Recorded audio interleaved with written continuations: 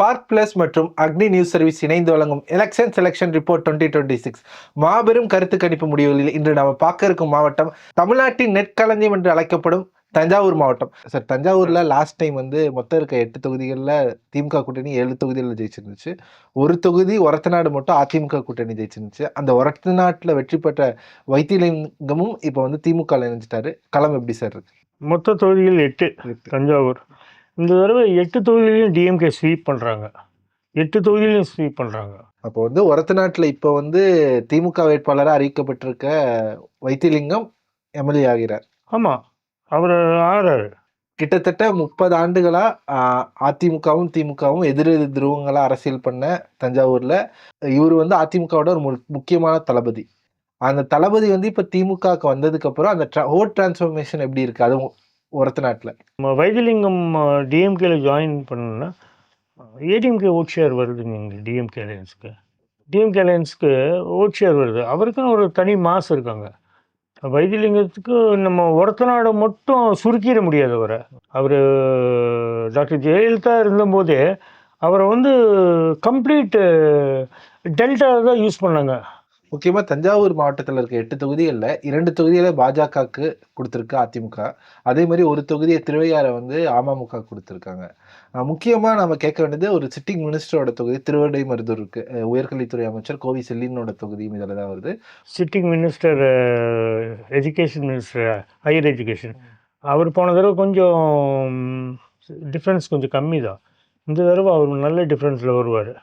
ஏடிஎம்கே வீக்கானதே இங்கே வந்து இந்த கூட்டணி கொடுத்தது தான். அவங்களாம் ஒரு காலத்தில் டெல்டாவில் நல்ல ஜெயலலிதா அம்மையார் இருக்கும்போது டெல்டாவில் ரொம்ப ஸ்ட்ராங்காக இருந்தாங்க. 2011 அந்த 10 இயர்ஸ் நல்ல ஸ்ட்ராங்காக இருந்தாங்க. அந்த இது போயிடுச்சு, அந்த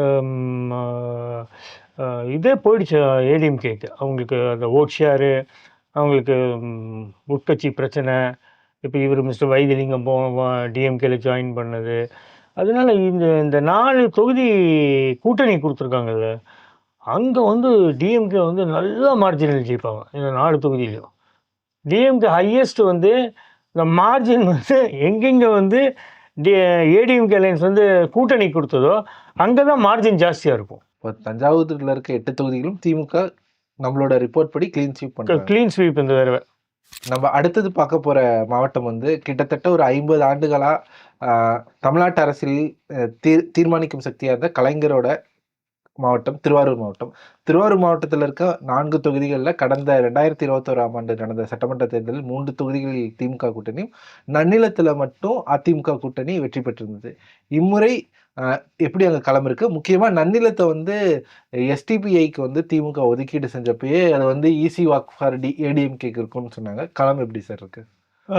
நம்ம நிலவரம் பொறுத்த வரைக்கும் திருவாரூர் 4 தொகுதிகள் இந்த தடவை 4 தொகுதியுமே டிஎம்கே அலையன்ஸ் ஸ்வீப் பண்ணுது. 4 தொகுதியும் டிஎம்கே அலையன்ஸ் ஸ்வீப் பண்ணுது. நீங்கள் சொன்னீங்க நன்னிலம், இங்கே வந்து காமராஜ் வந்து தோல்வி அடைகிறாரு. அவர் பின்னாடி இப்போ வந்து எஸ்டிபிஐ வந்து லீடில் இருக்காங்க. பல ஃபேக்டர் இருக்குது. முதலே இவங்க ஸ்ட்ராங்கு டிஎம்கே அலையன்ஸு. அவங்களுக்கு ஓட் பேஸு எப்போதுமே இருக்கும். ஒரு 29% அவங்களுக்கு தனியாகவே 28 to 30% இருக்குது. திருவாரூரில் 31-32% டிஎம்கே இருக்கும். பட் கூட்டணி எல்லாம் இருக்கும்போது எஸ்டிபிஐ அங்கே மைனாரிட்டிஸ் வேறு இருக்காங்க.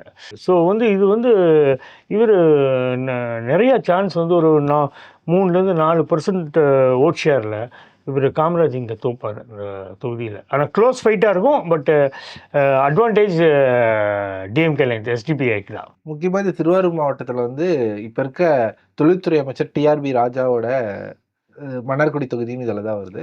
மன்னார்குடி தொகுதியில் கடந்த முறை அதிமுகவும் அமமுகவும் வாங்கின வாக்குகளை நம்ம வந்து சம் பண்ணால் ஒரு மாதிரி ஸ்லெண்டர் எட்ஜு தான் இருக்குது. ஸோ இந்த டைம் களம் எப்படி இருக்கு? ஏன்னா அமமுக டைரெக்டாக அங்கே ஃபைட் பண்ணுது. அங்கே கடந்த முறை போட்டியிட்ட எஸ் காமராஜ் தான் இந்த டைமும் அமைச்சர் டிஆர்பி ராஜாவுக்கு எதிராக கண்டெஸ்ட் பண்ணுறாரு. ஸோ களம் எப்படி சார் இருக்குது மன்னார்குடியில்? சார், மன்னார்குடியில் மினிஸ்டர் இண்டஸ்ட்ரீஸ் மினிஸ்டர் டிஆர்பி ராஜா மேலே மக்களிடையில் ஒரு நல்ல இது இருக்குது. அவரோட நிறையா எல்லாத்துக்கும் பிடிக்குது. ஏன்னா அவர் எல்லாத்தையும் போய் பார்க்குறாரு, ஒரு டச் வச்சுருக்காரு. நீங்களே பார்த்தா நானே பார்ப்பேன். என்னடா இது, சென்னையில் இருப்பார், அடுத்த வீடியோ பார்த்தீங்கன்னா திருவாரூர்ல எங்கேயோ இருப்பார் கிராமத்தில். அவருக்கு வந்து கிராம சைடு, இது கிராமம். மன்னார்குடி டவுன் வந்து எப்போதுமே வந்து டிஎம்கேக்கு ஃபேவராக தான் இருக்கும். ஏடிஎம்கே டிஎம்கே ஈக்குவல் ஃபைட் வருவாங்க, ஆனால் டிஎம்கே கொஞ்சம் எஜ்ஜில் இருப்பாங்க. கிராம தொகுதிகள் இங்கே வந்து மிஸ்டர் டிஆர்பி ராஜாவுக்கு நல்லா இருக்குது. நம்ம நினைக்கிறோம் ஒரு க்ளீன் ஸ்வீப்பாக இங்கே வரும். அந்த நீங்கள் கேட்டிங்க இன்னொன்று, இந்த டிடிவி தினகரன் இங்கே வேலை செய்யாதுங்க. இங்கே வந்து இந்த இடத்துல வைத்தியலிங்கம் வந்துடுறாரு, அவரோட ஃபேக்ட்ரியெல்லாம் வேலை செய்யும். அப்புறம் ஓபிஎஸ் ஃபேக்ட்ரி வேலை செய்யும் மன்னார்குடியில். சசிகலா கேண்டிடேட் அங்கே வேலை செய்யும். அவங்க என்ன பண்ணுவாங்க, ஏடிஎம்கே ஓட்டையும் டிடிவி தினகரன் ஓட்டையும் தான் பிரிப்பாங்க. யார்? சசிகலா. இப்போ இந்த வைத்திலிங்கம், இவர் ஓ பன்னீர்செல்வம், இது வந்து இங்கே டிஎம்கே ஜாயின் பண்ணது, இந்த எஃபெக்ட் எல்லாம் அங்கே வரும், திருவாரூர் மாவட்டத்திலே வரும். நம்ம அடுத்து பார்க்க இருக்க மாவட்டம் வந்து நாகப்பட்டினம் மாவட்டம். நாகப்பட்டினம் மாவட்டத்தில் வந்து மொத்தம் 3 தொகுதிகள் இருக்கு. கடந்த முறை அந்த 3 தொகுதிகளில் 2 தொகுதிகளை திமுக கூட்டணியும் 1 தொகுதியை அதிமுக கூட்டணியும் கைப்பற்றியிருந்தாங்க. இந்த முறை ரிசல்ட் எப்படி சார் இருக்கு? நாகப்பட்டினம் மாவட்டத்தில் தான் 3 தொகுதிகள். இந்த தடவை வந்து திமுக கூட்டணி 2 இடங்களிலும், அதிமுக கூட்டணி ஒரு இடத்துலையும் வெற்றி பெறும். இது ஸ்டேட்டஸ் கோ மாதிரி தான் தெரியுது.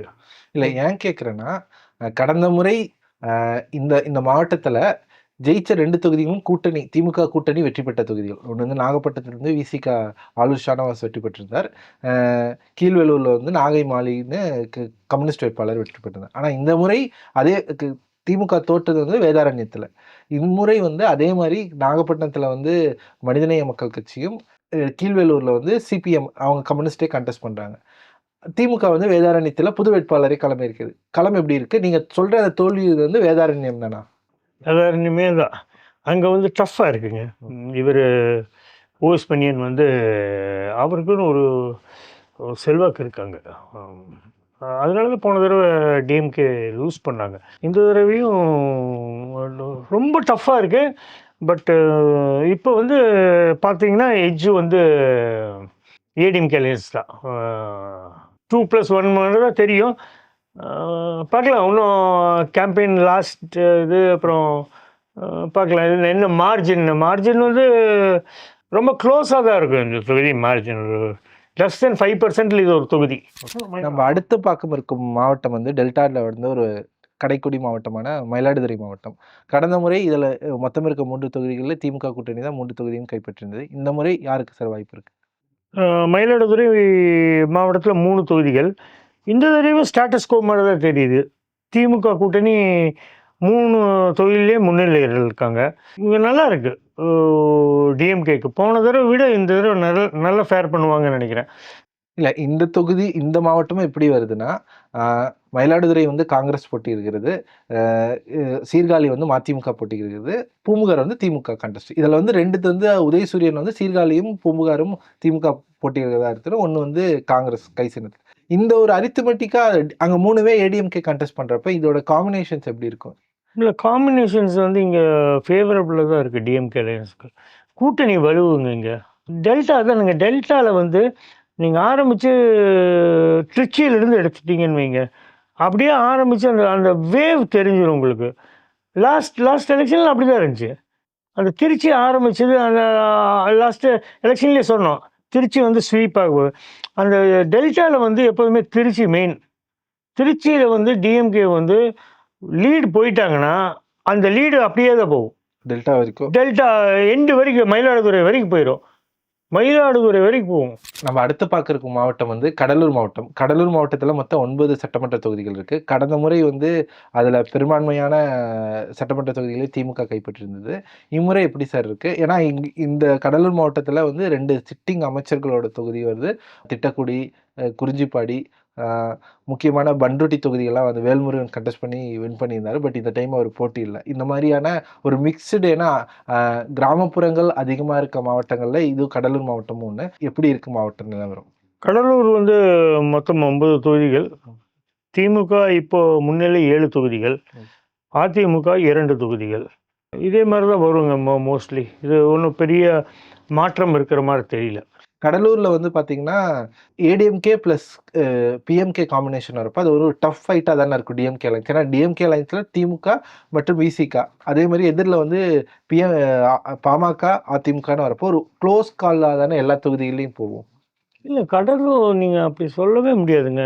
இந்த பிஎம்கே ஓட் ஷேர் வந்து கன்சாலிடேஷன் ஆக மாட்டேங்குது பிஎம்கேக்கு மட்டும். பிஎம்கே ஓட் ஷேர் ஏடிஎம்கேக்கு நீங்கள் சொல்கிறீங்க. ஆமாம், ஏன்னா பிஎம்கே வந்து டிவைடட் ஹவுஸாக இருக்காங்க. ஃபேமிலி ஃபியூடு, டாக்டர் சீனியர் ராம்தாஸ்க்கும் ஜூனியர் ராம்தாஸ்க்கும் ப்ராப்ளம்மு, 2 பேரும் தனித்தனியாக போட்டிடுறாங்க. இவர் வந்து சசிகலா கூட அலையன்ஸ் வச்சுட்டாரு. இப்போ அங்கே வந்து பிஎம்கே ஓட்ஸு நீங்கள் பார்த்தீங்கன்னா இந்த 18, 19 to 35, 40 அவங்கெல்லாம் வந்து டாக்டர் அன்புமணிக்கு வாக்களிப்பாங்க. இந்த 45க்கு மேலே இந்த ஒரு 65, 70, 75 அவங்கெல்லாம் டாக்டர் ராம்தாஸ் தான் வாக்களிப்பாங்க. ஸோ அங்கே என்ன ஆகுதுன்னா, ஒரு எடுத்துக்கோங்க, ஒரு 4.55% அப்படின்னு எடுத்துக்கோங்க. ஒரு vote share, total vote share பிஎம்கேக்கு இதில் பிரிஞ்சிருதுங்க. என்ன மேக்ஸிமம் வந்து ஜூனியர் வந்து ஒரு 3.25%, 3.5%, 3.25% வாங்குறாருவீங்க. இவர் 1.25% இப்போ பிரிச்சிருவார். டாக்டர் ராம்தாஸ் இவர் பிரிச்சிருவார். அது யார் ஓட்டு? அது சாலிட் பிஎம்கேவோட கோர் ஓட்டர்ஸ். அது வேற எங்கேயும் போகாது, வேற எங்கேயும் அது போகாது. இப்போ என்ன ஆகுது, பிரியுது. பிரியும் போது அட்வான்டேஜ் யாருக்கு வரும்? நீங்கள் எப்படியும் வந்து எப்பவும் பிரியும் போது ரூலிங் பார்ட்டிக்கு தான் டிஸ்பென்ஷன் வரும். அதில் தான் டிஎம்கே வந்து இதாகிறாங்க. ஆனால் இங்கே வந்து அவங்க என்ன ஃபேவரபிள்னா, இவங்க வந்து விசிகே இங்கே இருக்கிறதுனால இந்த கூட்டணியில் தலித்ஸையும் இது பண்ணிடுறாங்க, கன்சாலிடேஷன் ஆகுதாங்க. இவங்க கடலூர் மாவட்டத்தில் தலித்ஸ் நல்லா கன்சாலிடேட் ஆகிறாங்க. ஆனால் 2019 அதான் நடந்துட்டுருக்கு. விசிகே வந்து ஒரு பெரிய ஃபோர்ஸ் கடலூர் மாவட்டத்தில், ஒரு நல்ல ஓட் ஷேர் அவங்களுக்கு இருக்குது. இப்போ அது என்ன ஆகுது, இது ஆகுது. PMK split. பிஎம்கேலேயே எல்லாரும் வந்து பிஎம்கேக்கு போட மாட்டாங்க வன்னியர். அதில் இருக்க பாதி வன்னியர்கள் திமுக. ஆமாம், வன்னியர் கன்சாலிடேஷன் ஃபுல்லாக ஆகாது, அது டிஎம்கேக்கு வருது. அப்போ திருமாவோட ஃபோர்ஸ் வந்து அங்கே நல்ல வேலை செய்யும். அப்போ அது வேலை செய்யும்போது என்ன ஆகும், இந்த ஓட் ஷேர் பிரிகிற vote share ADMK, mister Ramadoss, senior Ramadoss பிரிக்கிறது, அன்புமணி ராமதாஸ், அதெல்லாம் என்ன ஆகும்னா பர்சன்டேஜ் ஆஃப் ஓட்ஸ் குறையும் போது லீடு ஜாஸ்தி ஆகும். ஒரு அப்புறம் ஏடிஎம்கே பிஎம்கே ட்ரான்ஸ்ஃபர் ஆகுதா ஓட் ஷேர், அதெல்லாம் பார்க்க வேண்டியதாக இருக்குது. உங்களுக்கு வந்து கடலூர் மாவட்டம் இப்படியே தான் வரும், ஒன்றும் பெரிய டிஃப்ரென்ஸ் இருக்காது. இல்லை, இங்கே தான் ஒரு கேள்வி வருது. விசிக விடுதலை சிறுத்தைகளோட ஓட் ஷேர் வந்து ஒரு குறிப்பிட்ட தகுந்த ஓட் ஷேர் வந்து தாவேக்காக்கு மாறி இருக்கிறதா ஆதவர்ஜுனா பல பெட்டிகளை சொல்றாரு. அது வந்து நம்மளோட ஃபைண்டிங்ல ஏதாவது இருக்கு? அப்படி எல்லாத்தோட ஓட் ஷேர் அவர் வாங்குறாருங்க. ஒரு 10 to 11, 12% வைங்க. பப்ளிக் ஓட் ஷேர் ஒரு இந்த நியூட்ரல் ஓட்டர்ஸும் இருப்பாங்க, திடீர்னு யாருக்கு வேணால் போடுறவங்க. இந்த ஃபஸ்ட் டைம் ஓட்டர்ஸு என்ன புதுசாக ஒரு ட்ரை பண்ணுவோன்னு, அப்புறம் ஃபஸ்ட் டைம் போட்ட பிறகு தான் அடுத்த எலெக்ஷனில் அவங்க டிசைட் பண்ணுவாங்க. அந்த மாதிரி இப்போ விசிக்கு எதுவும் பிரிப்பாங்க, என்டிக்கு எதுவும் பிரிப்பாங்க, ஏடிஎம்கே எது ஜாஸ்தி பிரிக்கிறார் விஜய், டிஎம்கே எது ஒரு பர்சன்டேஜ் பிரிப்பார். பெரிய மாஸ் பர்சன்டேஜ் இல்லை. ஏன்னா அது முதலையே வந்து டிஎம்கேக்கு வாக்களிக்காத ஓட்டு தான், புரிஞ்சுங்களா? அது வந்து ஆன்டி சென்டிமெண்ட், ஆன்டி டிஎம்கே ஓட்டுன்னு ஒன்று இருக்குது. அது வந்து எப்போதுமே ஏடிஎம்கே போயிட்டு இருந்தது. அது வந்து இப்போ வந்து கொஞ்சம் சதவீதம் வந்து இது டிவிகேக்கு போகுது. அப்போ என்ன, அது ஏடிஎம்கே ஓட்டு சேர்ந்த இவங்க கன்சாலிடேட் பண்ணி அப்படியே வச்சுருக்காங்க. 43+, 44+ டிஎம்கே அலையன்ஸ் அப்படியே வச்சுருக்காங்க. அதனால பெரிய பாதிப்பு இருக்காது. சார், கடலூரில் முக்கியமான தொகுதிகள் ஒன்றான விருதாச்சலம் சட்டமன்ற தொகுதியில் தேமுதிகவோட தலைவர் பிரேமலதா விஜயகாந்த் வந்து கண்டெஸ்ட் பண்ணுறாங்க. ஆல்ரெடி 2006ஆம் ஆண்டு தேமுதிக தலைவர் விஜயகாந்த் வந்து பாமகவை எதிர்த்து அந்த தொகுதியில வெற்றி பெற்றிருந்தாரு. அந்த வெற்றி அப்ப பயங்கரமான பிரச்சனைகள்லாம் நடந்து, பிரேமலதா விஜயகாந்த் தான் வந்து வெற்றி சான்றிதழையும் வாங்கிட்டு போனாங்க. அந்த மாரி ஒரு சென்சிட்டிவான தொகுதியில வந்து திருப்பியும் விருதாச்சலத்துல வந்து பிரேமலதா விஜயகாந்த் கன்டெஸ்ட் பண்றாங்க. அவங்களோட வெற்றி எப்படி சார்? இதில் டிஎம்டிக்கு பிரேமலதா விஜயகாந்த் டெஃபினட்டாக ஜெயிச்சிருவாங்க. நல்ல நல்ல லீடில் வருவாங்க. மோர் தென் 15% லீடு வருவாங்க. இதில் அவங்களுக்கு வந்து இந்த இடத்துல வந்து பிரேமலதா விஜயகாந்துக்கு பிஎம்கே ஓட்ஸும் விடுவோம். 1 இயர் ஓட்ஸும் அவங்களுக்கு வரும். கன்சல்டேட் ஆகும். ஒரு லேடி கேண்டிடேட்டு விஜயகாந்தோட இது அந்த இது இருக்குது.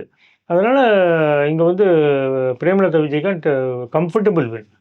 அதாவது காம்பினேஷன் டிஎம்கே காம்பினேஷன்ல வந்து அது ஒர்க் அவுட் ஆகுது. ஆமாம். அப்புறம் பிஎம்கே ஓட்ஸும் வரும் இவங்களுக்கு வரும். ஏன்னா ஒரு லேடி விஜயகாந்தோட இது அதெல்லாம் ஒரு சிம்பத்தி இருக்குல்ல, அதுவும் வந்து மேட்ச் ஆகிறதுனால ஈஸியாக வின் பண்ணிடுவாங்க. அடுத்து நம்ம பார்க்க போகிற மாவட்டம் வந்து திருச்சி மாவட்டம், தமிழ்நாட்டோட மத்திய மாவட்டம். இதில் இருக்கிற 9 தொகுதியில் 9மே வந்து கடந்த முறை 2021 திமுக கூட்டணி ஜெயிச்சிருந்தது. இந்த தடவை கள நிலவரம் எப்படி இருக்குங்கிறத பார்ப்போம். இப்போ பார்த்தீங்கன்னா திருச்சியில் 9 தொகுதிகள் இருக்குது. 2021 9 தொகுதியும் டிஎம்கே அலையன்ஸ் ஸ்வீப் பண்ணாங்க. இந்த முறையும் திமுக அலையன்ஸ் தான் ஸ்வீப் பண்ணுறாங்க. 9 தொகுதியும் திமுக அலையன்ஸ்க்கு வெற்றி தான். 9மே வெற்றி தான். ஏன்னா கேட்குறேன்னா, இதில் வந்து தாவேகா தலைவர் வந்து 2 தொகுதி நிற்கிறாரு. அதில் ஒரு தொகுதி வந்து திருச்சி கிழக்கு. அதுக்கு திமுக கூட்டணியிலேருந்து அவருக்கு நேர் எதிராக வந்து இனிகோ இருதயராஜ் நிற்கிறாரு. கள போட்டி வந்து எந்த அளவில் இருக்குது? இல்லை, திருச்சி ஈஸ்டில் வந்து டிஎம்கே வந்து அவங்க ஓட் பர்சன்டேஜ் கொஞ்சம் குறையுமே தவிர இங்கே வந்து டிவிகே விஜய் வந்து ஜெயிக்க போகிறதில்ல. அவர் ஒரு மேக்சிமம் 26லேருந்து 27% வாங்குவார். 26லேருந்து 27%. பட் அவர் வந்து செகண்ட் பிளேஸ் தான். டிஎம்கே கேண்டிடேட் வந்து எப்படி இருந்தாலும் ஒரு 40லேருந்து 41% வாங்கிடுவார். அப்போது டிஃப்ரென்ஸ் வந்து ஒரு 10% டிஃப்ரென்ஸ் இருக்கும். இவங்க வந்து 3வது இடத்துக்கு தள்ளப்படுவார்கள் அதிமுக இந்த தொகுதியில். இங்கே கிறிஸ்டின்ஸ் இருக்காங்க, மைனாரிட்டிஸ் இருக்காங்க. நம்ம கலைஞரம் பார்த்தீங்கன்னா அவ்வளோ வந்து மைனாரிட்டிஸ் வந்து திருச்சி ஈஸ்டில் வந்து அதை தான் நானும் ஆக்டர் விஜய்க்கு டிவிக்கு போடுற மாதிரி தெரியல. அதை தான் நானும் கேட்க வந்தேன். ஏன்னா இந்த திருச்சி தொகுதி வந்து எந்த தொகுதி வேணாலும் அவர் தேர்ந்தெடுத்துக்கலாம். திருச்சி கிழக்கு தொகுதி வந்து தேர்ந்தெடுக்க காரணம் வந்து கிறிஸ்தவர்கள் அதிகமாக இருக்கிற அதுவே அவருக்கு வந்து பேர். ஏன்னா அவர் பேர் அறிவிக்கும் போது கூட ஜோசப் இசை அப்படின்னு தான் அறிவிக்கிறாரு.